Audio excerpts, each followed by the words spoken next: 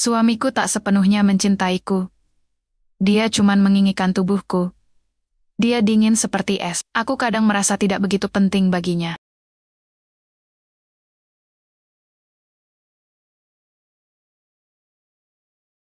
Di sebuah desa kecil di lereng Gunung Merapi, Jawa Tengah, hiduplah seorang perempuan muda bernama Lastri. Rumahnya sederhana, dinding anyaman bambu yang mulai rapuh, atap bocor saat hujan deras. Ia tinggal bersama ayah yang terbaring lemah karena stroke, ibu yang bekerja serabutan, dan adik perempuannya yang duduk di bangku SMA. Biaya pengobatan ayah dan biaya sekolah adik terus menumpuk, hingga satu-satunya jalan yang tersisa adalah Lastri merantau sebagai tenaga kerja wanita TKW. Dengan hati berat dan doa yang tak pernah putus, Lastri menerima tawaran bekerja sebagai perawat lansia di sebuah keluarga kaya di Afrika Selatan. Bukan karena ia ingin hidup mewah, tapi karena ia ingin keluarganya bisa bernapas lega, walau hanya sejenak. Sebelum berangkat, ia mencium tangan kedua orang tuanya, berjanji akan kembali membawa kebahagiaan. Pesawat mendarat di Johannesburg. Lastri keluar dari bandara dengan tas kecil dan wajah penuh kecemasan. Dunia di sekelilingnya asing, bahasa yang tak sepenuhnya ia pahami, budaya yang berbeda, dan udara yang terasa dingin, bukan hanya secara fisik, tapi juga dalam sambutan yang ia terima. Ia dijemput oleh seorang sopir yang membawanya ke sebuah rumah megah di pinggir kota, dikelilingi pagar tinggi dan pepohonan rindang. Di dalam rumah itu, ia bertemu dengan Mr. Taufik Atau, yang biasa dipanggil Mr. T. Putra, dari majikannya. Ia seorang pengusaha sukses, tampan, tapi dingin seperti es, matanya tajam, suaranya datar saat memperkenalkan diri. "Kau di sini untuk merawat ibuku. Jangan lebih, jangan kurang," katanya tegas. "Jangan harap bisa tinggal lama. Jika tak bekerja dengan baik." Lastri hanya mengangguk, mencoba menahan gugup. Ia tak takut pada kerja keras, tapi ia merasa seperti tamu yang tak diinginkan. Malam pertamanya di rumah itu sunyi. Ia menatap langit Afrika dari jendela kamar kecilnya, merindukan suara jangkrik dan desau angin dari sawah. Ia membuka foto keluarga, menangis pelan, lalu berdoa, "Tuhan, kuatkan aku. Aku di sini bukan untuk diriku, tapi untuk mereka." Keesokan harinya, ia bertemu Mama Leha, seorang wanita tua yang terbaring lemah di ranjangnya. Wajahnya penuh keriput, tapi matanya hangat. Saat Lastri menyentuh tangannya untuk memeriksa suhu tubuh, Mama Leha tersenyum tipis. "Kau dari Jawa ya? Aku dulu pernah ke Yogyakarta," katanya dalam bahasa Indonesia yang terbata. Lastri terkejut, lalu tertawa kecil. "Iya Bu, saya dari Magelang." "Magelang, dekat Borobudur ya? Aku suka tempat itu. Damai," gumam Mama Leha. Disitulah benih kehangatan pertama mulai tumbuh. Lastri mulai merawat Mama Leha dengan penuh kasih, memandikannya perlahan, memberinya makan dengan sabar, bahkan menyanyikan lagu-lagu Jawa yang dulu sering dinyanyikan ibunya. Ia tak peduli bahwa Mr. Tinggi selalu mengawasi dari balik pintu. Tatapannya penuh curiga. Ia tak peduli bahwa makanan yang ia bawa sering dikembalikan oleh pelayan atas perintah tuan rumah. Ia hanya fokus pada satu hal, membuat Mama Leha merasa dicintai. Namun, di balik semua ketulusan itu, bayang-bayang Mr. Tinggi terus menghantui. Ia bukan hanya dingin, tapi sering menghakimi. Saat Lastri membawa bunga liar dari taman untuk Mama Leha, Mr. Tinggi langsung menyuruhnya membuangnya. "Ibu alergi," katanya dingin. Padahal, esok harinya, Lastri melihat bunga itu berdiri di vas kecil, di samping tempat tidur Mama Leha diganti oleh Mr. Tinggi. Sendiri diam-diam. Bab pertama ini menutup dengan adegan malam hari. Lastri menulis surat untuk adiknya. "Di sini memang berat, tapi aku baik-baik saja. Aku merawat seorang ibu yang sangat baik. Aku rindu kalian, tapi aku harus kuat." Di luar, hujan mulai turun. Di ruang tamu, Mr. Tie duduk sendiri, menatap foto almarhum ayah dan istrinya, dua orang yang pernah ia cintai, dua orang yang pergi begitu cepat. Ia menarik napas dalam. "Aku tak bisa kehilangan lagi," bisiknya pelan. Dari dua jiwa yang terluka, seorang perempuan desa yang berjuang demi keluarga, dan seorang pria kaya yang terkunci dalam kesedihan, benih kisah cinta yang tak biasa mulai tumbuh. Belum ada yang tahu bahwa dari luka-luka inilah, suatu hari nanti, cinta sejati akan lahir. Pagi di rumah besar itu selalu sunyi, dipecah hanya oleh suara detik jam dinding, dan langkah pelan Lastri yang bergerak dari kamar ke kamar. Hari kedua, ketiga, hingga minggu pertama berlalu dengan rutinitas yang sama. Bangun sebelum subuh, menyiapkan obat, membantu Mama Leha duduk, membersihkan tubuhnya dengan hati-hati, lalu menemani sang ibu bercerita, atau mendengarkan musik klasik yang disukainya. Lastri melakukan semuanya dengan senyum, meski tangannya sering gemetar karena kelelahan, dan matanya berkantung karena kurang tidur. Namun, setiap kali Mr. Tinggi lewat di depan kamar ibunya, ia selalu melirik dengan tatapan tajam. Ia memperhatikan, mengawasi seperti seorang komandan, yang tak percaya pada pasukannya. Suatu pagi, saat Lastri sedang memijat kaki Mama Leha yang bengkak, Mr. Tinggi tiba-tiba muncul di ambang pintu. "Kau tahu dosis obatnya?" tanyanya datar. Tangan terlipat di dada. Lastri mengangkat wajah. "Ya, Tuan. Sudah saya catat dan tanyakan ke dokter. Jangan asal-asalan. Ibu saya tidak main-main. Kalau terjadi apa-apa, kau yang tanggung jawab." Mama Leha mencoba membela. "Tidak, Taufik. Lastri baik.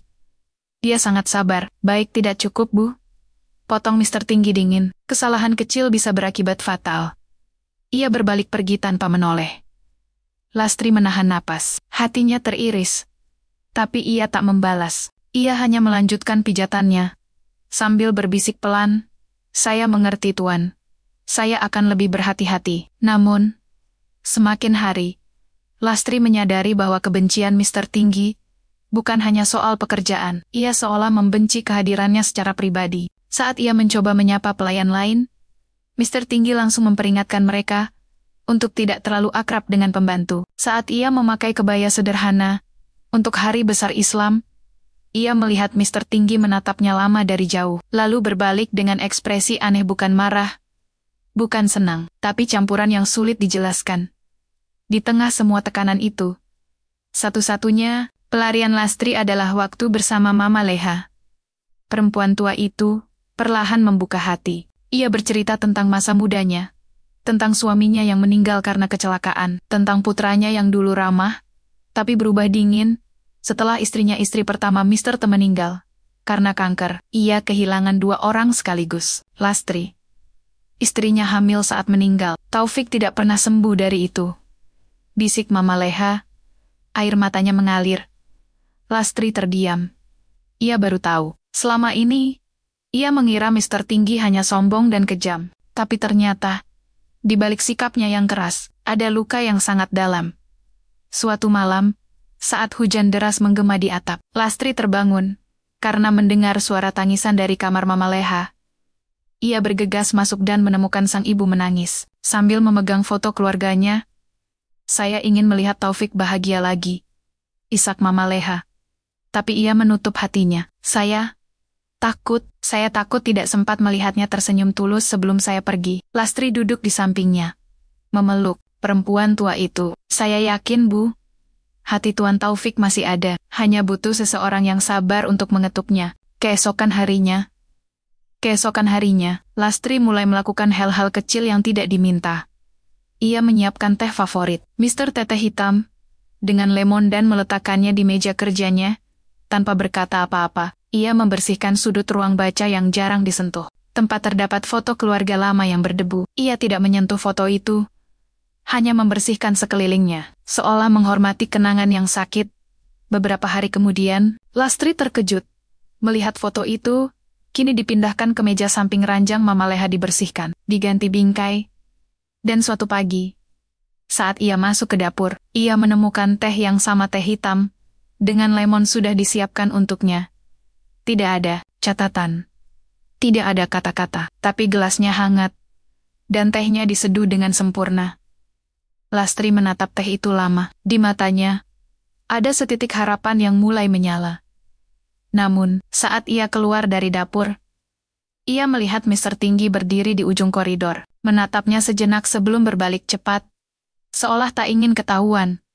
Di bab ini, dinding antara keduanya belum runtuh, tapi retakan pertama telah muncul. Lastri mulai mengerti.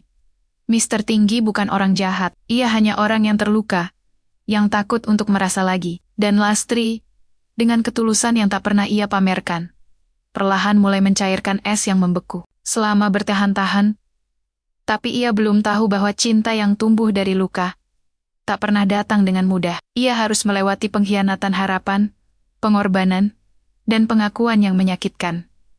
Namun, langkah pertama telah dimulai, bukan dengan kata-kata, tapi dengan secangkir teh dan sebuah tatapan yang cepat berpaling.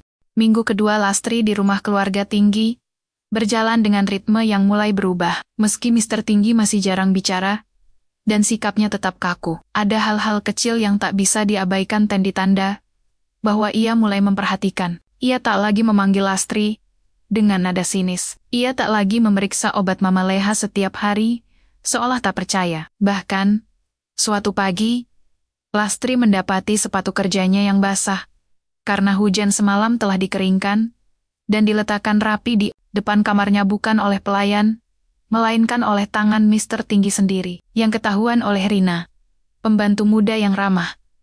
"Tuan itu, aneh sejak kau datang," bisik Rina, sambil menyisir rambut Lastri yang basah usai mandi. "Dulu, kalau ada yang salah 1 sentimeter, dia marah. Sekarang, dia diam.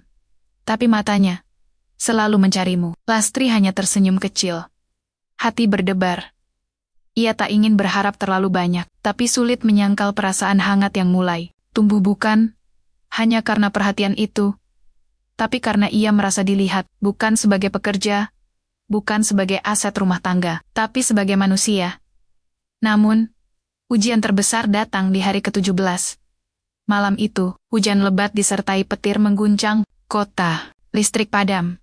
Rumah besar itu tenggelam dalam gelap. Lastri segera mengambil lilin dan bergegas ke kamar Mama Leha, yang mudah sesak napas saat stres. Ia duduk di samping ranjang, memegang tangan sang ibu, menyanyikan lagu Istirahatlah Ibu. Dalam bahasa Jawa, lagu yang dulu sering dinyanyikan ibunya untuk ayahnya saat sakit.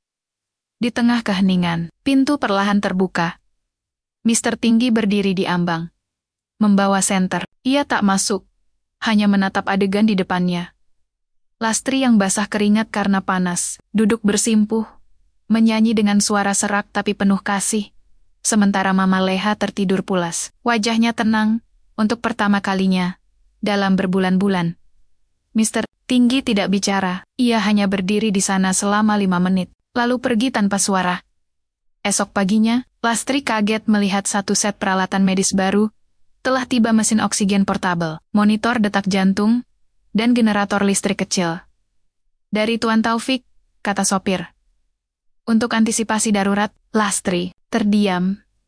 Ia tahu itu karena kejadian semalam, tapi Mr. Tinggi tak pernah mengakuinya. Bahkan saat ia berterima kasih, ia hanya diangguk pelan. Namun, perubahan terbesar terjadi saat Mama Leha mengalami kesakitan hebat di malam hari. Lastri panik, napasnya cepat, tubuhnya gemetar. Ia langsung menelepon ambulans. Tapi jalanan licin, hujan belum reda. Dalam keputusasaan, ia mengetuk kamar Mr. Tinggi. Ia membukanya sendiri tanpa baju atas, rambut acak-acakan. Tapi langsung waspada begitu melihat ekspresi Lastri. "Ibu?" tanyanya singkat. "Sakit sekali, Tuan." Napasnya sesak. "Ambulans?" "Belum sampai." Tanpa banyak kata, Mr. Tinggi langsung mengenakan jaket dan membantu Lastri membopong Mama Leha ke mobil. Ia yang menyetir, memacu kendaraan di tengah hujan deras, sementara Lastri duduk di belakang, memeluk Mama Leha, membisikkan doa. Di rumah sakit, ia tak pergi. Ia menunggu selama 6 jam. Duduk di bangku panjang, tangan terkepal, mata tak pernah lepas dari pintu UGD. Saat dokter keluar dan mengatakan, Mama Leha stabil, Mr. Tinggi menarik napas panjang. Ia menoleh ke Lastri, yang duduk termenung, wajah pucat, mata berkaca-kaca. "Kau tidak harus begini," katanya pelan. "Kau bisa pulang kapan saja." Lastri mengangkat wajah. "Saya tidak akan pergi, Tuan. Bukan karena kontrak, tapi karena saya mencintai ibu, seperti ibu saya sendiri." Mr. Tinggi terdiam. Untuk pertama kalinya, ia tidak membalas dengan sikap dingin. Ia hanya menatapnya lama seolah mencoba membaca sampai ke dasar jiwanya. Lalu, tanpa suara, Ia mengangguk. Di hari-hari berikutnya, suasana rumah berubah. Mister Tinggi mulai duduk makan bersama. Saat Mama Leha makan siang, ia tak banyak bicara.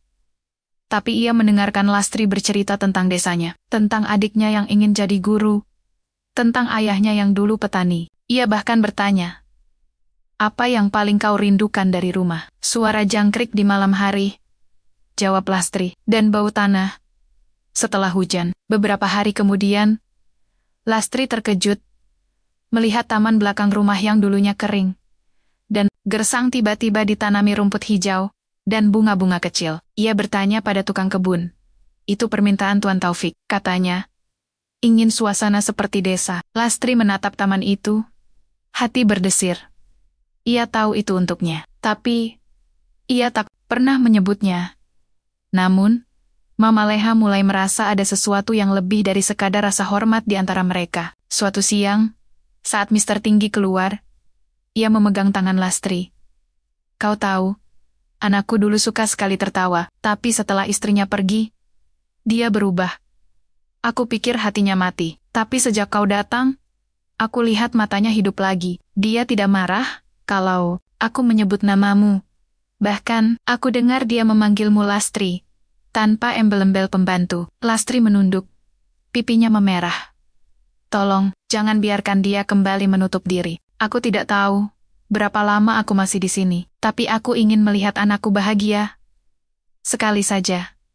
Sebelum aku pergi, air mata mengalir di pipi Lastri. Ia tak mengerti bagaimana cinta bisa tumbuh di tengah luka. Di antara dua orang asing, dari dunia yang berbeda, tapi ia mulai merasa ada sesuatu yang tak bisa dijelaskan. Sesuatu yang hangat, yang tumbuh perlahan, seperti akar yang merambat di balik tembok tebal. Di akhir bab ini, Mister Tinggi berdiri di jendela kantornya. Memandang taman yang kini hijau, tangannya sebuah cangkir teh hitam dengan lemon. Ia menatap bayangan Lastri yang sedang duduk di bawah pohon, membaca surat dari keluarganya. Ia tersenyum tipis, sangat tipis. Hampir tak terlihat. Tapi itu nyata. Dan untuk pertama kalinya dalam bertahun-tahun, hati seorang pria yang mati rasa mulai berdetak lagi. Pagi itu, sinar matahari menembus jendela kamar Mama Leha dengan lembut. Udara terasa lebih hangat dari biasanya. Seolah alam turut merasakan perubahan yang terjadi di dalam rumah itu. Lastri sedang membantu Mama Leha, duduk di kursi roda, menata bantal di punggungnya, sambil bercerita tentang surat terbaru dari adiknya, yang berhasil juara lomba pidato di sekolah. Mama Leha tersenyum. Matanya berbinar. "Kau benar-benar perempuan yang kuat, Lastri," katanya pelan. "Anakku beruntung punya orang seperti kau di sekitarnya." Lastri hanya tersipu. "Saya hanya melakukan yang terbaik, Bu." Tapi Mama Leha menggenggam tangannya erat. "Aku ingin lebih dari itu. Aku ingin kau tetap di sini, menemani Taufik, menjadi keluarga kami." Lastri terdiam. "Saya sudah bekerja di sini, Bu. Saya selalu siap membantu." "Bukan sebagai pembantu," potong Mama Leha. Suaranya tegas, namun penuh kasih. "Sebagai istrinya." Jantung Lastri berhenti sejenak. Ia menatap Mama Leha. "Tak percaya." "Bu, Tuan Taufik tidak mungkin. Dia akan melakukannya," kata Mama Leha mantap. "Karena aku memintanya. Karena aku ingin melihat anakku tidak sendiri saat aku tiada. Dan karena aku tahu, kaulah satu-satunya yang bisa membuka hatinya kembali." Beberapa papar jam kemudian, Lastri melihat Mister Tinggi dan Mama Leha berbicara di ruang keluarga. Suasana tegang, suara Mister Tinggi naik, jarang terdengar. "Ibu, ini bukan main-main. Aku tidak bisa menikahi orang hanya karena alasan emosional." "Lastri bukan. Dia lebih dari sekadar pembantu," potong Mama Leha. "Dia perempuan yang merawatku dengan tulus, yang tidak pergi saat aku sakit, yang memperlakukanku seperti ibunya sendiri. Jika kau tidak bisa melihat itu, maka kau benar-benar telah kehilangan hatimu." Mister Tinggi terdiam, dadanya naik turun. Ia menatap ibunya, lalu menunduk. "Lama. Kau tidak mencintainya?" tanya Mama Leha pelan. Mister Tim menggigit bibir. "Itu tidak penting. Yang penting adalah kau bahagia." "Saya tidak akan bahagia Jika kau menikah, hanya demi aku, tapi aku akan tenang. Jika kau menikah dengan orang yang bisa menjagamu, mencintaimu, dan membuat hidupmu punya arti lagi. Dan aku yakin, Lastri bisa. Mr. Tinggi tidak menjawab, ia hanya pergi. Meninggalkan Mama Leha, yang menatap pintu dengan air mata di pelupuk mata. 2 hari berlalu, Lastri merasa ada sesuatu yang menggantung di udara. Mr. Tinggi semakin jarang kelihatan, tapi setiap kali mereka bertemu, pandangannya berbeda berat, dalam, penuh pertarungan batin, hingga pada suatu sore, ia memanggil Lastri ke ruang tengah. Di sana, Mama Leha duduk di kursi roda, tersenyum, dan di tengah ruangan, Mr. Tinggi berdiri, tegak, wajahnya dingin seperti biasa, tapi matanya tak bisa berbohong, ada gugup, ada ketakutan, ada sesuatu yang jauh lebih dalam. Lastri, katanya, suaranya serak. Aku akan menikahimu. Dunia seolah berhenti. Lastri mematung. Tuan, saya tidak mengerti. Ini bukan karena cinta, lanjut Mr. Tinggi tegas, seolah ingin melindungi dirinya sendiri, tapi karena permintaan ibu. Jika pernikahan ini bisa membuatnya tenang, maka aku akan melakukannya. Kau akan menjadi istriku, statusmu akan berubah, gajimu, rumahmu, masa depanmu semuanya akan aman. Lastri menatap Mama Leha. Perempuan tua itu mengangguk pelan. Matanya basah. Dan maharnya, tanya Mr. Tinggi, lalu menekan bel. Seorang pengawal masuk, membawa kotak kayu besar. Dibukanya perlahan. Di dalamnya 15 kilogram emas batangan, berkilauan di bawah cahaya lampu. Ini untukmu, mahar dari keluarga kami. Apakah kau menerimanya? Ruangan sunyi. Lastri menatap emas itu. Lalu ke Mr. T. Lalu ke Mama Leha. Ia tahu, ini bukan lamaran cinta. Ia tahu, ini adalah transaksi yang dibungkus dengan tradisi. Tapi di balik semua itu, ia melihat sesuatu yang lain. Pengorbanan. Mr. Tinggi rela menikah dengan orang yang tidak dicintainya hanya untuk membuat ibunya bahagia. Air mata mengalir di pipinya. Bukan karena emas, tapi karena ia tahu. Di balik dinding es itu, ada hati yang masih berdetak. Dengan suara pelan namun tegas, ia berkata, "Saya terima Tuan, bukan karena emas, tapi karena saya percaya. Cinta bisa tumbuh, meski dimulai dari luka." Mr. Tinggi terdiam. Ia tidak tersenyum, tapi untuk pertama kalinya, ia menatap Lastri tidak sebagai pembantu, tidak sebagai alat, tapi sebagai seorang perempuan yang berani menerima hidup yang tidak sempurna. Demi kebaikan orang lain, pernikahan pun dipersiapkan, undangan dikirim. Keluarga besar datang dari berbagai negara, tapi di balik kemewahan itu, hanya 2 orang yang tahu kebenaran. Pernikahan ini dimulai bukan dari cinta, tapi dari harapan, dan Lastri, di balik senyumnya yang tenang, berbisik pada hatinya. Aku tidak butuh cinta hari ini, aku hanya butuh kesempatan.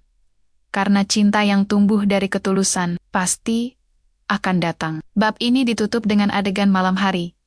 Mr. Tinggi berdiri di balkon, memandang bulan. Di tangannya, sebuah foto kecil Lastri, sedang tertawa sambil memetik bunga di taman. Ia menyentuh foto itu dengan jari telunjuknya, lalu menyimpannya di saku kemejanya.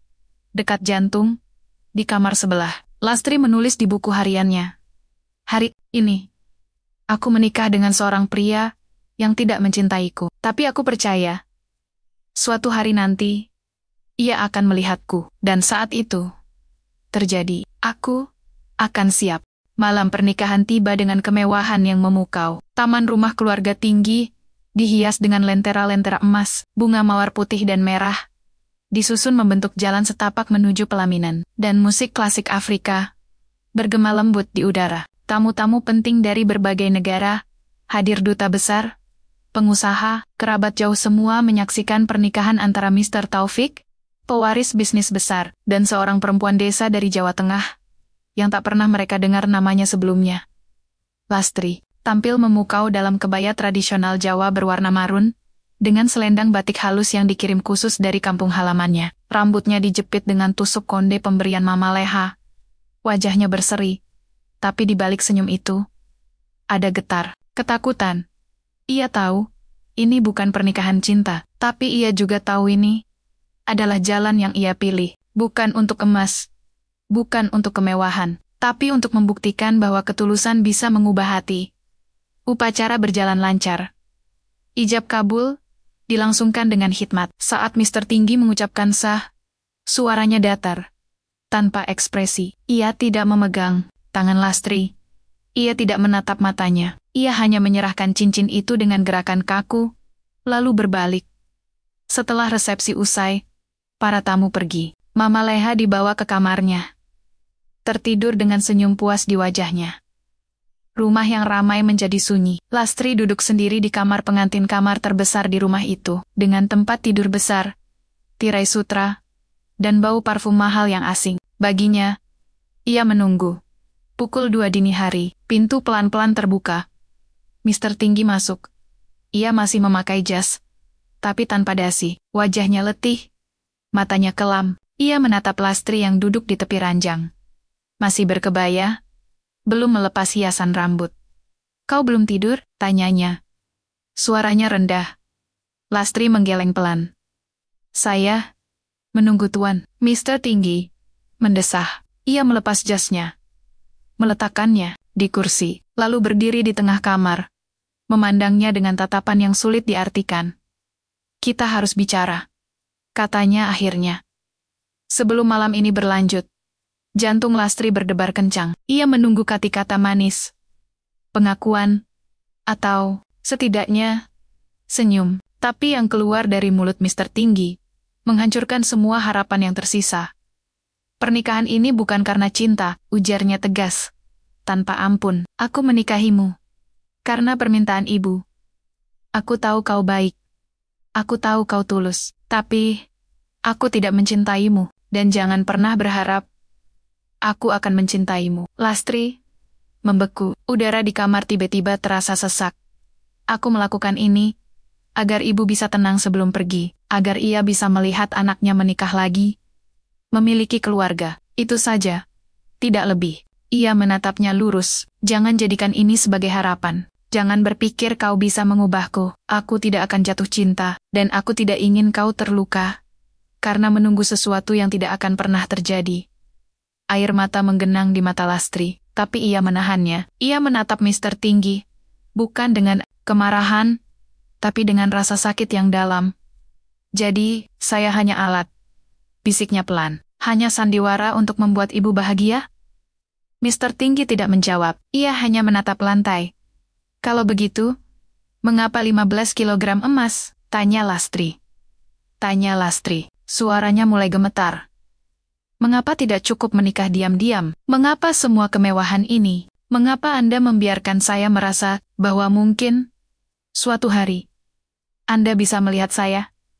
Mr. Tia mengangkat wajah. Untuk sesaat, Lastri melihat sesuatu kesakitan, penyesalan, bahkan mungkin rasa bersalah, tapi cepat ia kembali menutupnya. "Karena keluarga kami punya aturan. Karena ibu ingin yang terbaik. Dan karena..." Ia berhenti sejenak, lalu berkata pelan, "Karena kau pantas mendapatkannya. Bukan karena aku mencintaimu, tapi karena kau layak dihargai." Lastri tertawa getir. "Terima kasih, tapi saya tidak butuh emas. Saya butuh kejujuran, dan Anda baru memberikannya." Di malam pertama, ia berdiri, melepas tusuk konde, rambutnya terurai. Dengan tenang, ia meletakkan mahkota bunga yang dikenakannya di atas meja. "Saya akan tetap menjadi istri Anda, Tuan, karena saya sudah berjanji. Tapi bukan karena saya ingin dicintai. Saya akan tetap merawat ibu. Saya akan menjaga rumah ini. Tapi mulai malam ini, saya tidak akan pernah berharap pada Anda lagi." Ia berjalan ke kamar mandi, menutup pintu perlahan, dan di balik pintu itu, air mata yang ditahan sejak tadi akhirnya meledak. Ia menangis tidak keras, tapi dalam. Seperti orang yang kehilangan sesuatu yang belum pernah benar-benar dimilikinya.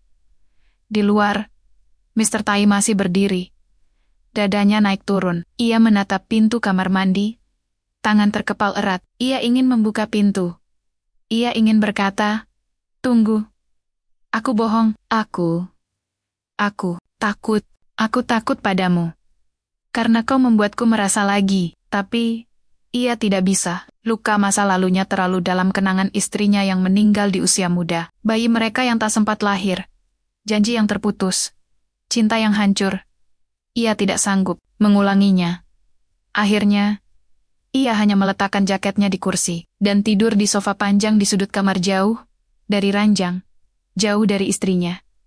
Malam pertama mereka berakhir tanpa sentuhan, tanpa cinta, tanpa harapan.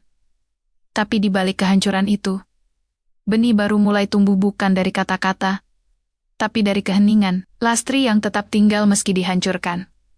Mister Tinggi yang tetap memperhatikan, meski menolak mengaku. Dan di suatu tempat, dalam hati mereka yang terluka, cinta yang sebenarnya mulai mengetuk pelan. Tapi pasti, bab ini berakhir dengan adegan pagi buta. Lastri keluar dari kamar, masih memakai kebaya kemarin. Wajahnya lelah, ia langsung menuju kamar Mama Leha. Seperti biasa, Mister Tinggi mengawasinya dari kejauhan. Rina, sang pembantu, berbisik padanya. "Tuan, apakah Anda baik-baik saja?" Mister Tinggi tidak menjawab. Ia hanya melihat Lastri yang sedang memijat tangan Mama Leha sambil berbisik, "Selamat pagi, Bu. Saya di sini." Dan untuk pertama kalinya, di balik dinding es itu, hati seorang pria yang mati rasa berdenyut karena rasa sakit yang ia timbulkan sendiri. Pagi-pagi buta burang-burang mulai berkicau di taman, yang kini selalu dirawat dengan cermat. Lastri berjalan pelan menuju dapur. Wajahnya masih pucat setelah malam tanpa tidur. Ia tidak menangis lagi, tapi matanya berkantung. Hatinya terluka. Ia tidak bicara pada siapapun, hanya menyiapkan teh chamomile untuk Mama Leha, minuman yang bisa menenangkan saraf sang ibu yang akhir-akhir ini sering gelisah. Di dapur, Rina menyambutnya dengan pandangan prihatin. "Kau tidak harus kuat sendiri, Lastri," bisiknya sambil menyerahkan roti panggang. "Tuan itu, dia bukan orang jahat, tapi hatinya terlalu berat membawa luka." Lastri hanya tersenyum tipis. "Aku tahu, tapi aku juga manusia. Aku butuh dihargai. Bukan hanya sebagai alat untuk membuat orang lain bahagia." Sejak malam pernikahan, suasana rumah berubah. Mister Tinggi tidak lagi makan bersama. Ia mengunci diri di kantor, pulang larut, dan selalu menghindari tatap mata Lastri. Namun, yang tak disadari Lastri dan yang diamati dengan cermat oleh Rina adalah bahwa Mister Tinggi tidak pernah benar-benar pergi. Ia memperhatikan. Diam-diam, hari pertama setelah pernikahan, Lastri batuk-batuk ringan karena tidur di kamar mandi yang dingin. Esok harinya, sebuah kotak obat batuk herbal dari Jawa muncul di meja kamarnya tanpa catatan. Tapi Rina tahu, itu pesanan khusus dari Jakarta. Dikirim dalam waktu 24 jam, dan hanya satu orang yang punya akses dan uang untuk itu. Beberapa hari kemudian, Lastri mengeluh ke Rina soal beban kerja pelayan lain yang terlalu berat. "Kalau aku bisa bantu, aku bantu, tapi mereka lelah, Rina. Aku tidak tega." 3 hari setelahnya, gaji semua pelayan naik 30%, termasuk Lastri meski ia tidak meminta. Dan memo dari kantor Mister Tinggi hanya tertulis, "Karena dedikasi yang tidak terlihat tidak boleh diabaikan." Rina mulai curiga. "Tuan itu, dia mendengarkanmu," katanya pada suatu sore. Saat keduanya mencuci baju di belakang rumah, dia tidak bicara, tapi dia melakukan. Lastri mengangkat bahu. Mungkin dia hanya ingin semuanya berjalan lancar, bukan karena aku, tapi bukti terus bermunculan. Suatu malam, saat hujan deras, Lastri tertidur di kursi samping ranjang. Mama Leha lelah menemani sang ibu yang kesakitan. Ia terbangun karena merasa sesuatu menyelimutinya. Selimut wal tebal, hangat, dengan aroma kayu manis, aroma yang selalu melekat di pakaian Mister Tinggi. Ia menoleh. Pintu kamar sedikit terbuka, dan dari celahnya, ia melihat bayangan Mister Tinggi berjalan. Pergi perlahan, seolah tidak ingin terlihat. Hatinya berdesir, tapi ia pura-pura tidak tahu. Kemudian, ada kebiasaan kecil yang tidak bisa diabaikan. Teh hitam dengan lemon selalu tersedia di meja makan pagi tepat di tempat Lastri duduk, padahal tidak ada yang memintanya. Bahkan, suatu hari, Rina melihat Mister Tinggi masuk ke dapur sebelum subuh, membuat teh itu sendiri, lalu meletakkannya dengan hati-hati sebelum pergi ke masjid. Dia bahkan tahu caranya. "Kau suka teh agak manis, tapi tidak terlalu," bisik Rina. Bagaimana dia tahu? Kalau kau tidak pernah bilang, Lastri, terdiam. Ia ingat suatu hari, ia pernah meminta gula tambahan saat makan bersama. Hanya sekali, dan Mr. Tinggi, diam, tidak bereaksi. Tapi ternyata, ia mengingat, yang paling menyentuh terjadi saat Lastri sakit demam tinggi. Ia menolak berhenti, bekerja. Ibu butuh aku, katanya pada Rina. Tapi malam itu, suhu tubuhnya mencapai 39 derajat. Ia pingsan di kamar mandi. Ketika sadar, ia sudah terbaring di ranjang. Tubuhnya dibalut kompres dingin, dan dokter pribadi keluarga sedang memeriksanya. Yang mengejutkan Emar, Tinggi duduk di kursi dekat jendela. Wajahnya pucat, matanya lelah. Kau tidak boleh seperti ini, katanya datar. Tapi suaranya gemetar. Kau bukan mesin. Kau manusia. Lastri ingin menjawab, tapi tidak punya tenaga. Ia hanya menatapnya.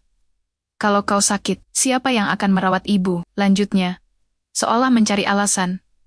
Tapi Rina tahu itu bukan alasan, itu kekhawatiran.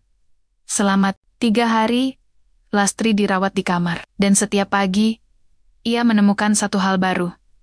Buku kumpulan puisi Jawa di meja samping tempat tidur, kaldu ayam hangat yang dibuat khusus tanpa diminta, bahkan rekaman suara jangkrik yang diputar pelan dari speaker, kecil persis seperti yang pernah ia ceritakan sebagai suara yang paling ia rindukan. Mr. Tinggi tidak pernah masuk ke kamar, tapi Rina melihatnya berdiri di luar pintu, menunggu dari kejauhan, memastikan Lastri makan, minum obat, dan tidur nyenyak.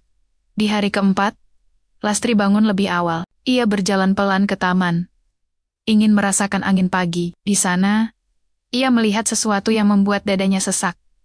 Di bawah pohon tempat ia sering duduk, ada taman kecil baru ditanami benga-benga liar, seperti yang tumbuh di desanya, dengan tanah yang dibawa khusus dari Jawa. Di tengahnya, batu kecil bertuliskan, "Untuk yang merindukan rumah." Air mata mengalir tanpa suara. Ia tahu siapa yang melakukannya. Tapi saat ia menoleh, Mr. Tinggi sudah pergi seperti biasa, menghindar sebelum bisa dilihat. Di kamar kerjanya, Mr. Tinggi duduk di depan meja, menatap foto lama dirinya dengan istrinya yang telah tiada. Ia menarik napas berat. "Maaf," bisiknya, "aku tidak bermaksud. Tapi dia membuatku merasa lagi. Dan aku takut jatuh cinta, lalu kehilangan lagi." Namun, di balik semua penolakan, satu kebenaran tak bisa dibohongi. Cinta tidak selalu datang dengan kata-kata. Kadang, ia datang dalam bentuk teh yang diseduh diam-diam, selimut yang diletakkan pelan, atau taman kecil yang dibuat dari jauh, dan Lastri, meski hatinya terluka, mulai memahami. Mr. Tinggi tidak mencintainya dengan mulut, tapi dengan tindakan. Ia sedang belajar mencintai. Bab ini ditutup dengan adegan malam hari. Lastri menulis di buku hariannya, "Aku dulu berharap cinta datang dengan pelukan. Tapi mungkin cinta yang sejati datang dengan keheningan yang perlahan, mengisi ruang kosong yang dulu dipenuhi luka." Musim hujan mulai berlalu. Udara di Johannesburg terasa lebih ringan. Langit biru kembali menghiasi setiap pagi. Namun, di dalam rumah keluarga Tinggi, suasana justru semakin pekat dengan ketegangan yang tak terlihat. Mama Leha semakin lemah, napasnya pendek, suaranya serak. Dokter sudah tidak lagi membicarakan penyembuhan, hanya kenyamanan di hari-hari terakhir. Lastri tidak pernah meninggalkan sampingnya. Ia tidur di kursi kecil di samping ranjang, bangun setiap jam untuk memeriksa suhu tubuh, memberi minum, atau sekadar menggenggam tangan sang ibu. Wajahnya penuh kelelahan, tapi matanya tetap lembut. Ia tahu waktu semakin sempit. Mr. Tinggi? Ia datang setiap malam, duduk di pojok kamar, tidak banyak bicara. Tapi ia selalu ada, dan setiap kali Lastri menatapnya, ia segera berpaling, seolah takut, ketahuan sedang memperhatikan. Namun, di balik semua keheningan itu, Rina mulai menyadari sesuatu yang janggal. Tuan Taufik tidak hanya datang untuk melihat ibunya, ia datang untuk melihat Lastri. Suatu malam, saat hujan rintai-kerintik membasahi jendela, Rina diminta membawa air hangat ke kamar Mama Leha. Ia berjalan pelan, tidak ingin mengganggu, tapi saat ia mendekat, ia mendengar suara Mr. Te berbisik, berat, penuh emosi. Ia menghentikan langkahnya. Pintu kamar sedikit terbuka. Dari celah, ia melihat Mister Tinggi duduk di samping Mama Leha, memegang tangan ibunya. Di luar, lampu taman menyinari wajahnya yang biasanya dingin, kini basah oleh air mata. "Bu," bisiknya. Suaranya pecah. "Aku tidak tahu. Harus bagaimana?" Mama Leha membuka mata perlahan. "Ada apa, Nak?" Mister Tinggi menarik napas dalam. Aku takut." "Takut pada apa?" "Pada apa? Kau sudah kuat selama ini." "Tidak, Bu. Aku tidak kuat. Aku pura-pura. Tapi sekarang, aku benar-benar takut." "Pada kematianku?" "Bukan." Ia menggigit bibir. "Pada Lastri." Rina menahan napas. Mister Tinggi menunduk. "Aku takut jatuh cinta padanya, Bu. Aku takut."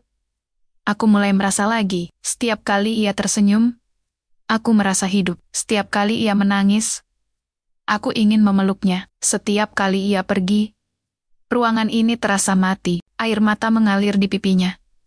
Tapi aku tidak boleh, karena jika aku mencintainya, aku akan hancur saat kehilangannya. Seperti dulu, aku kehilangan istriku. Aku kehilangan anak kami. Aku tidak bisa. Aku tidak sanggup mengalami itu lagi. Mama.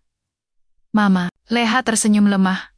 "Taufik, cinta bukan tentang selamat dari rasa sakit. Cinta adalah tentang berani merasakan, meski tahu suatu hari nanti akan kehilangan." Mister Tinggi menggenggam tangan ibunya erat. "Tapi aku tidak ingin menyakitinya.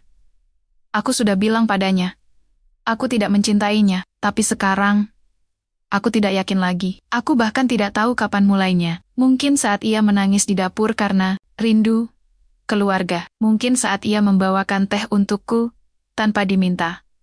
Mungkin saat ia merawatmu dengan cinta yang tulus, cinta yang tidak pernah aku lihat sebelumnya." Ia menatap pintu, seolah tahu Lastri ada di baliknya. Aku ingin mengatakan yang sebenarnya, tapi aku takut. Aku takut, jika aku mengaku, aku akan membuatnya berharap. Dan jika suatu hari nanti, aku kehilangan dia, aku tidak akan pernah bisa bangkit lagi. Mama Leha menepuk tangannya pelan. "Anakku, justru karena kau takut, berarti kau sudah mencintainya. Orang yang tidak peduli, tidak akan takut." Mister Tinggi tertunduk lama, lalu berbisik. "Aku mencintainya, Bu. Aku mencintai Lastri, tapi aku tidak tahu bagaimana caranya untuk mengatakannya." Rina mundur perlahan. Hati berdebar. Ia tidak berniat mendengar, tapi kini, ia tahu rahasia terbesar dalam rumah ini. Esok paginya, Rina menemui Lastri di dapur. Ia menatapnya lama, seolah ingin membaca setiap garis wajah yang penuh luka dan kesabaran. "Kau tahu, Lastri," katanya pelan. "Kadang cinta itu seperti angin. Kita tidak bisa melihatnya, tapi kita bisa merasakan. Dan kadang, orang yang paling dingin, justru yang paling merasa." Lastri menatapnya, bingung. "Bingung, apa maksudmu?" Rina menarik napas. "Aku mendengar semuanya tadi malam. Tuan Taufik, dia tidak bilang padamu. Tapi dia sudah jatuh cinta. Dia takut. Tapi dia mencintaimu." Dunia Lastri berhenti. Ia duduk di kursi. Tangan gemetar. Tidak, mungkin. Dia bilang dia tidak mencintaiku. Dia bilang ini semua sandiwara, tapi hati manusia tidak bisa dibohongi. Kata Rina, dia bilang, dia takut kehilanganmu. Artinya, kau sudah sangat berarti. Air mata mengalir di pipi Lastri. Tapi kali ini, bukan karena sakit, tapi karena harapan yang kembali menyala lebih terang dari sebelumnya. Ia ingat semua hal kecil. Teh yang disiapkan pagi-pagi, selimut yang diletakkan diam-diam, taman bunga dari tanah Jawa, emas 15 kilogram, yang bukan sekadar mahar, tapi penghormatan. Dan ia sadar, Mister Tinggi tidak mencintainya dengan kata-kata, tapi dengan pengorbanan, dengan keheningan, dengan ketakutan yang justru membuktikan betapa dalam perasaannya. Siang itu, Lastri duduk di taman, memandang langit. Mister Tinggi lewat, membawa dokumen, berjalan cepat seperti biasa. Tapi saat ia melihat Lastri, ia berhenti sejenak. Pandangan mereka bertemu. Untuk pertama kalinya, Lastri tidak menunduk. Ia menatapnya dengan mata yang basah, tapi penuh kekuatan. Mister Tinggi tidak bicara. Tapi ia tidak pergi juga. Ia hanya berdiri di sana, seolah ingin mengatakan sesuatu, tapi belum siap. Dan dari jendela kamar Mama Leha, sang ibu tersenyum. Ia tahu, cinta yang tumbuh di atas luka, akhirnya mulai mekar. Bab ini ditutup dengan adegan malam hari. Lastri menulis di buku hariannya. Aku dulu ingin suami yang berkata, aku cinta kamu setiap hari, tapi mungkin Tuhan memberiku suami yang membuktikannya tanpa suara. Dan mungkin itulah cinta yang paling tulus. Pagi itu, udara terasa sunyi bukan karena hening, tapi karena sesuatu yang besar telah berubah. Mama Leha tidak bangun. Dokter menyatakan ia pergi dengan damai di tengah malam, sambil memegang foto keluarga yang dulu diperbaiki oleh Lastri. Wajahnya tenang, seolah akhirnya bisa beristirahat dari semua rasa sakit yang telah lama ia tanggung. Rumah yang dulu penuh dengan bisikan dan doa, kini dipenuhi ratapan. Bunga-bunga berdatangan dari seluruh penjuru kota. Upacara pemakaman digelar. Khidmat diikuti oleh keluarga, sahabat, bahkan mereka yang hanya pernah mendengar kebaikan Mama Leha dari mulut orang lain. Lastri tidak menangis di depan umum. Ia berdiri di samping Mr. Tenji, mengenakan kebaya hitam, wajahnya pucat tapi tegar. Ia memegang kalung kecil, pemberian Mama Leha hadiah terakhir sebelum ajal. Jagalah anakku, bisiknya beberapa hari sebelum pergi. Dia butuh cinta yang tidak pernah ia minta, tapi sangat ia butuhkan. Setelah pemakaman, Mr. Tinggi menghilang. 3 hari ia tidak muncul di rumah. Tidak ada yang tahu kemana ia pergi. Rina khawatir. Lastri hanya berkata pelan, biarkan dia. Ia sedang kehilangan satu-satunya orang yang selalu memahaminya. Di hari keempat, pagi-pagi sekali, pintu rumah terbuka. Mr. Tinggi masuk. Wajahnya lebih tua dari 3 hari lalu. Matanya kelam, janggut tak terurus. Ia membawa sebuah kotak kecil dari kayu jati, diukir dengan tangan. Ia berjalan langsung ke taman tempat bunga liar dari Jawa tumbuh subur. Di sana, ia berdiri di bawah pohon tempat Lastri sering duduk. Ia menunggu. Tak lama, Lastri muncul, membawa secangkir teh hangat. Saat melihatnya, ia berhenti. Mereka berdiri berhadapan. Tidak ada kata-kata, hanya angin yang berbisik di antara daun. Lalu, Mr. Tinggi membuka kotak itu. Di dalamnya sebuah kalung emas, sederhana, tapi indah. Gantungannya berbentuk daun, dengan ukiran kecil di belakang. Untuk yang membuat hatiku hidup kembali. Ini, dari 15 kilogram emas itu, katanya. Suaranya serak. Aku ambil 1 gram, karena 1 gram pun cukup untuk menggambarkan betapa berartinya kau. Bukan sebagai mahar, tapi sebagai janji. Lastri menatap kalung itu, lalu ke wajahnya. Matanya mulai berkaca-kaca. Mr. Tinggi menarik napas dalam. Aku minta maaf. Aku minta maaf.